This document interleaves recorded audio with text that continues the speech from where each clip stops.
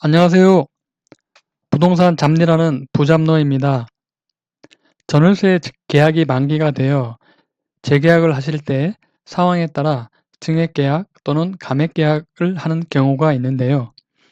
그럼 이때 확정일자와 임대차 신고를 꼭 해야 되는지, 어떻게 해야 문제가 없는지 오늘 영상을 통해 간단히 알아보겠습니다. 전월세 재계약 시 보증금이나 월세의 변동이 있는 경우 금액이 얼마든 상관없이 임대차 신고를 해야 되는데요. 이때 재계약서를 첨부하여 임대차 신고를 하면 그림에서처럼 우측 상단에 자동적으로 확정일자가 부여됩니다. 만약 증액하는 재계약이라면 특약사항에 증액본을 명시하여 임대차 신고를 하고 재계약서에 확정일자를 받게 되면 이 금액만큼 우선 변제권을 얻게 됩니다. 이때 확정일자를 받았던 기존 계약서도 같이 보관하셔야 되겠습니다. 이때 중요한 것은요, 당연하겠지만 재계약을 하시기 전에 등기부 등본 을구란에 변동사항이 없는지 반드시 확인하셔야 합니다. 왜냐하면 최초 확정일자를 받을 땐 을구가 깨끗했는데 이후에 임대인이 사정에 의해 담보물건을 설정했다면 임차인의 증액본에 대한 우선 변제권의 효력이 담보물건 뒤로 밀리기 때문입니다. 우선 변제권의 효력이 발생되는 기준이 어떻게 되는지 잠깐 보겠습니다. 우선 변제권은 집이 경공매에 들어갔을 때 다른 채권보다 우선하여 변제받는 권리인데요. 우선 변제권을 갖기 위해서는 대항력과 확정일자 요건을 모두 갖추어야 합니다. 아래 예시는 최초 임대차 계약을 하고 확정일자와 전입신고를 했을 경우 우선 변제권 효력 발생 시기입니다. 우선 변제권 기준일은 대항력과 확정일자 두 가지 중 늦은 날짜를 기준으로 합니다.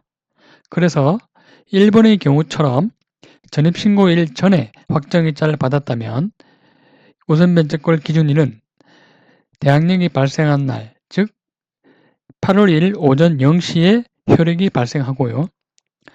2번처럼 전입신고일 이후에 확정일자를 받았다면 둘 중 늦은 날짜인 24년 9월 1일에 우선 변제권 효력이 발생하게 됩니다.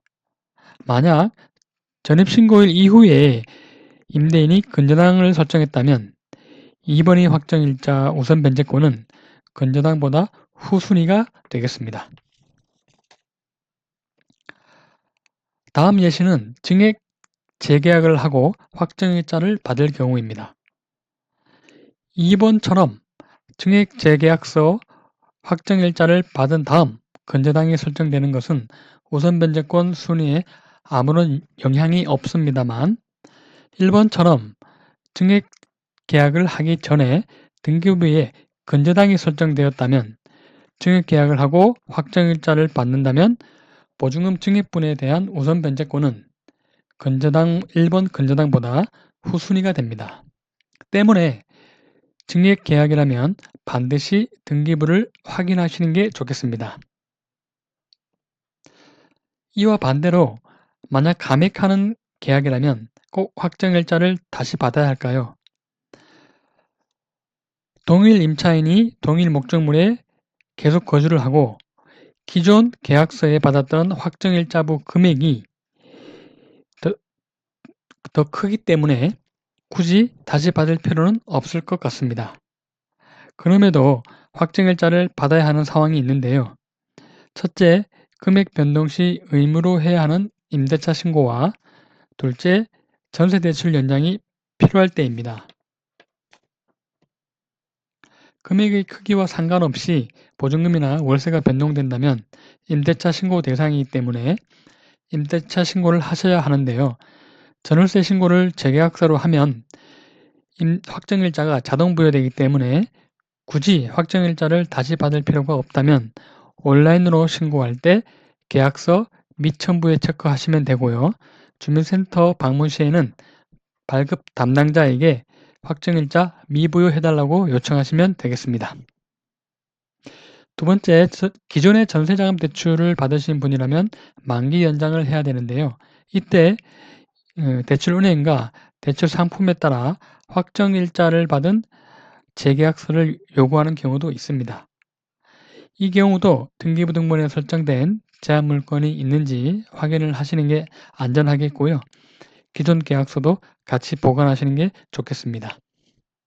이상 전월세 감액 또는 증액 재계약 시 확정일자와 임대차 신고하는 방법에 대해 알아보았습니다.